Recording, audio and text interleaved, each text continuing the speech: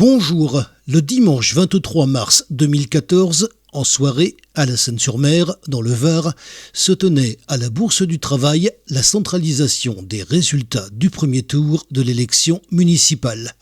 Voici à cette occasion l'interview de Olivier Leportois, représentant le candidat Gilbert Péréa.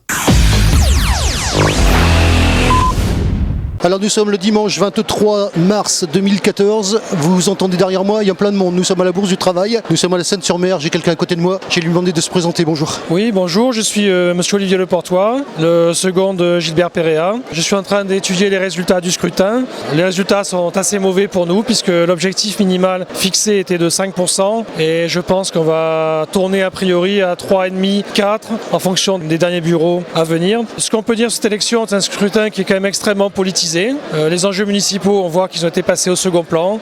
Le maire est très bien placé, bon, c'est le sortant, mais enfin il n'a pas un bilan très extraordinaire. Le Front National est très haut, avec un candidat qui est peut-être pas excellent et un projet de souterrain qui est pas bon non plus. Bon, monsieur Vittel est quand même poids lourd de l'UMP et pas bien non plus. Donc je pense que c'est un scrutin vraiment très politique. Je pense pas que ce soit très bon pour l'avenir de la Seine. Comment vous voyez le deuxième tour ? C'est un petit peu tôt pour avoir des projections, mais... Oui, pour l'instant c'est un petit peu difficile.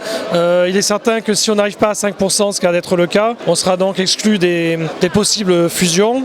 Ça s'annonce très difficile pour la droite républicaine, même s'il y a une fusion entre les deux qui sont capables de passer les 5%. Bon, je pense que M. Vimot est bien parti pour être réélu.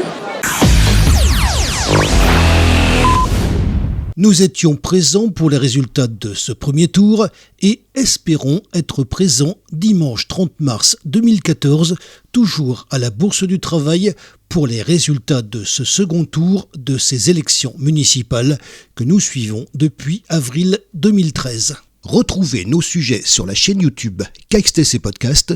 Vous pouvez retrouver également nos informations sur la page Facebook KXTC Podcast ainsi que sur Twitter.